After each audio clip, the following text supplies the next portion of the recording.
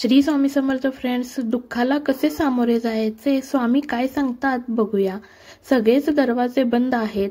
आपण अडकून पडल्यासारखं वाटतंय। काय करावं हे कोणालाच कळत नाही आणि कोणालाही आपली पर्वा देखील नाही।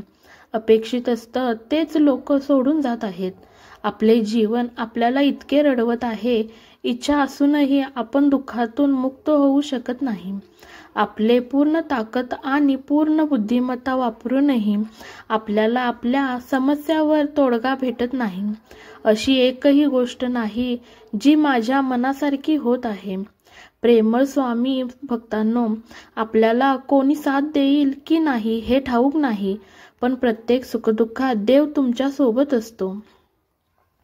जेव्हा कोणी तुम्हाला एकटे सोडतो तेव्हा तुमच्या पाठीशी परमेश्वर उभा असतो। तो तुम्हाला कधीच एकटे सोडू शकत नाही, हे कधीच विसरू नका। तुम्ही सहमत असाल तर होय, परमेश्वरी शक्ती माझ्या सोबत आहे असे कमेंट करा। आता कथा बघूया। कथा 1।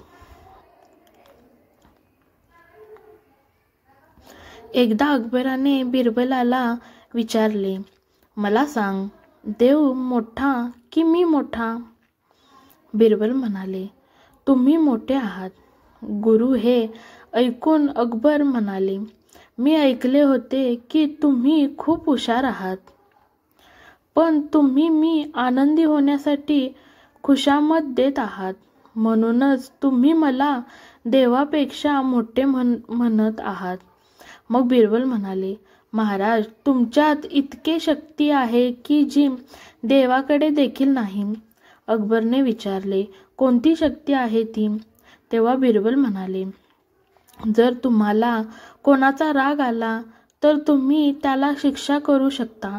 तुम्ही त्याला तुमच्या राज्यातून हकलवून देऊ शकता, पण तो परमेश्वर आपल्या भक्तावर कधी रागावला तरी त्याच्या राज्यातून तो कधीच बाहेर काढू शकत नाही। पण हे संपूर्ण विश्व त्या देवाने निर्माण केले आहे, त्यामुळे आपण लाखो चुका करू शकतो, पण देव आपल्याला कधीच सोडू शकत नाही। मी रोज पाप करतो, तो रोज माफ करतो। मला सवयीने भाग पाडले जाते आणि तो दया करणार आहे, म्हणूनच त्या देवाला परमपिता म्हणतात। हे जग आणि हे माणसं अशी आहेत की तेव्हा तुम्ही त्यांच्यासाठी काही कराल तेव्हा ते तुमच्यासाठी काहीतरी करतील। पण आपला देव, आपला परमेश्वर, आपली माऊली, तुम्ही त्या देवासाठी काही करा किंवा नका करू, फक्त मनापासून विश्वास ठेवा। त्या देवाला हाक द्या, तो नेहमीच तुमचा हात धरेल। वेदनासाठी तो तुझ्या दारात त्या वेदना घेण्यासाठी उभा असतो। जगाची भीती वाटली तर देवाजवळ जाऊन शांत बसा। हे जग तुझ्या आशा तोडू शकते, पण या जगाचा निर्माता कधीही तुझ्या आशा तोडणार नाही। स्वामी आई, मी तुझं बाळ आहे। तुझे कर्मभूमी ईश्वर स्वतःहून तुझ्यावर कृपा करत असतो। तो एक असा आहे ज्याने तुझी काळजी घेतली आहे। कथा 2। एक व्यक्ती रोज देवाची प्रार्थना करायची। एके दिवशी तो देवाला म्हणाला, कृपया मला आशीर्वाद द्या। तेव्हा देवाने त्या व्यक्तीला सांगितले की मी प्रत्येकाच्या दुःखात सदैव सोबत आहे। जेव्हा त्या व्यक्तीने देवाला विचारले की प्रत्येक दुःखात तू माझ्यासोबत चालतोयस हे मला कसे कळेल, तर त्या दिवशी देवाने सांगितले की आता तू चालशील तिथे तुझ्या पावलांनी आणखी 2 पावलांचे ठसे तयार होतील। ती दोन्ही पावले माझीच असतील। हे ऐकून त्या भक्ताला खूप आनंद झाला। आता प्रत्येक दुःखाच्या क्षणी देव माझी काळजी घेईल असं तो म्हणाला। पण काही दिवसांनी त्याच्या लक्षात आले की जेव्हा सगळं काही ठीक असतं आयुष्यात सुखाचे प्रसंग येतात तेव्हा 4 पावलांचे ठसे होतात, पण जेव्हा दुःख असते, आयुष्यात काही अडचणी असतात, तेव्हा 2च पावलांचे ठसे कसे काय होतात? त्याच्या मनात खूप दुःख झाले. त्याने देवाकडे प्रार्थना केली की दुःखाच्या वेळी जग मला सोडून जाते हे ऐकले होते, पण देव कधी तुला सोडत नाही. पण जेव्हा माझ्या आयुष्यात दुःख आले तेव्हा तू मला का सोडून गेला?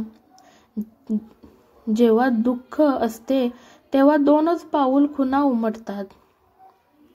तू माझ्यासोबत का चालत नाही? तेव्हा परमेश्वर प्रेमाने म्हणाले, अरे बाळा, तुझ्या आयुष्यात जेव्हा जेव्हा दुःख असतं तेव्हा तेव्हा मी तुला उचलून घेतो.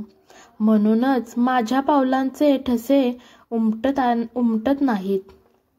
अरे बाळा, माझे तुझ्यावर खूप प्रेम आहे. मी तुला माझ्या काखेत उचलून घेतलेलं असतं, म्हणून तुझ्या पावलांचे ठसे तुला दिसत नाहीत.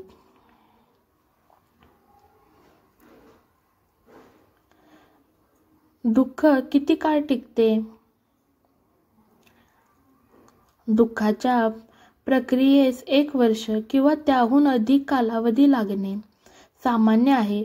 दुःखी व्यक्तीने एखाद्या प्रिय व्यक्तीच्या मृत्यूसह येणारे भावनिक आणि जीवनातील बदलांचे निराकरण केले पाहिजे. वेदना कमी तीव्र होऊ शकतात, परंतु अनेक वर्षापासून मृत व्यक्तीसोबत भावनिकरित्या गुंतणे हे सामान्य आहे. लोक दुःखाला कसे सामोरे जातात? आपण स्वतःला आपल्या मार्गाने आणि वेळेत दुःख करू द्यावे. लोकांकडे भावना व्यक्त करण्याचे अनोखे मार्ग आहेत. उदाहरणार्थ, काही जण त्यांच्याबद्दल बोलण्याऐवजी गोष्टी करून त्याच्या भावना व्यक्त करू शकतात. त्यांना फिरायला किंवा पोहायला जाणे किंवा लेखन किंवा चित्रकला यासारखे काहीतरी सर्जनशील करून चांगले वाटू शकते. तर आपण असे करून आपले दुःख कमी करू शकतो. माझा व्हिडिओ आवडल्यास लाईक, शेअर करा. तुमचे मत कमेंट करून नक्की सांगा. त्याचबरोबर चॅनेलला सबस्क्राईब पण करा. धन्यवाद फ्रेंड्स. श्री स्वामी समर्थ. परमेश्वर कायम आपल्या सोबत असतो. श्री स्वामी समर्थ.